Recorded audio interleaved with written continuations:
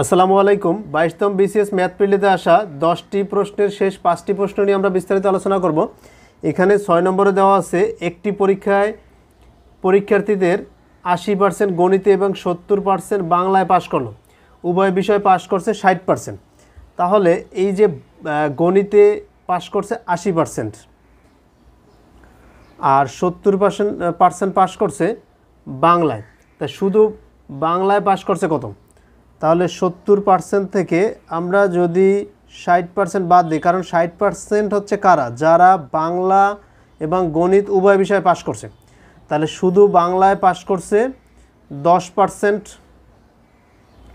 এরপর আমরা যদি বলি শুধু গণিতে পাশ করছে কত পার্সেন্ট, তাহলে ওই যে 80 থেকে আমরা 60 বাদ দিব, থাকবে কত?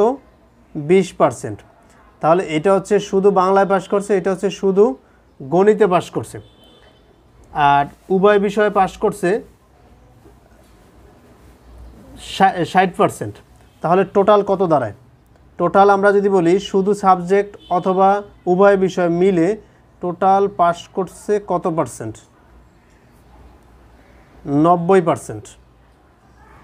তাহলে বাকি থাকে কত? 100 থেকে বাকি থাকে 10%। তার মানে 10% ফেল করছে। তো উভয় বিষয়ে ফেল করে 10%, যারা গণিতেও ফেল করে বাংলায় ফেল করে। এটা সঠিক উত্তর হচ্ছে 10%। 7 নম্বরে দেওয়া আছে একটি দ্রব্য 380 টাকায় বিক্রয় করায় 20 টাকা ক্ষতি হয়। তাহলে বিক্রি করছে কয় টাকায়? 380 টাকায়। ক্ষতি হয়েছে কয় টাকা? 20 টাকা। তাহলে কিনছিল কয় টাকায়? তাহলে ক্ষতি হয়েছে 20 টাকা, তাহলে 20 যোগ করে দেব। তার মানে আমরা বলতে পারবো যেহেতু 20 টাকা ক্ষতি হয়েছে, 380 টাকায় বিক্রি করায়, তার মানে দ্রব্যটির ক্রয় মূল্য ছিল 400 টাকা। এখন আমরা বলতে পারবো 400 টাকায় ক্ষতি হয় 20 টাকা, 1 টাকায় ক্ষতি হয় কত, আর 100 টাকায় তার ক্ষতি হয় কত? তাহলে 20 গুণ 100 ভাগ 400। 100 দ্বারা এটার ভাগ করলে হবে 4, 4 দ্বারা এটার ভাগ করলে হবে 5। তার মানে আমাদের 5%। আমরা বলতে পারবো তাইলে ক্ষতি হয়েছে 5%।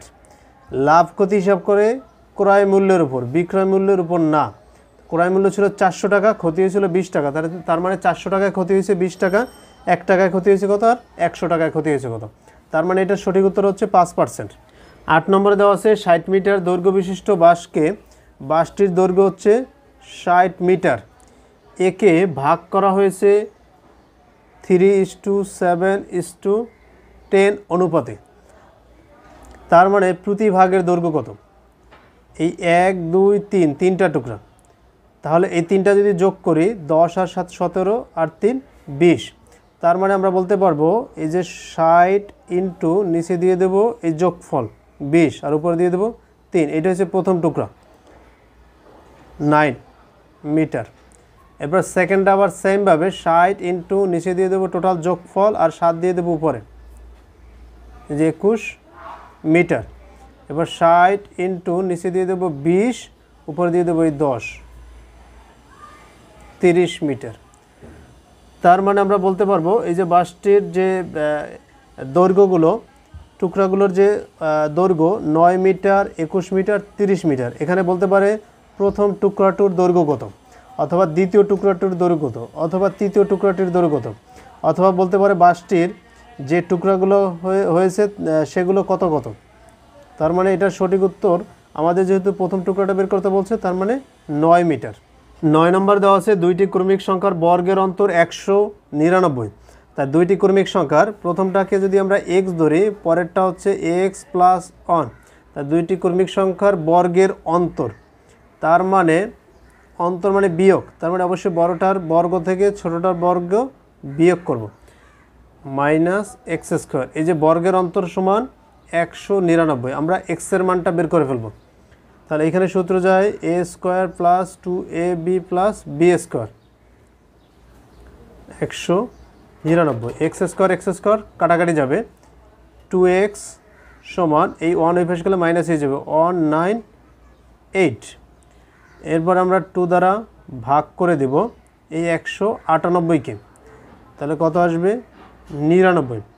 তার মানে আমরা বলতে পারবো এই x এর ভ্যালু হচ্ছে 99, আর পরেরটা হচ্ছে 100। আমাদের এখানে কোশ্চেন করছে বড় সংখ্যাটি কত, তার মানে বড় সংখ্যাটি হচ্ছে 100।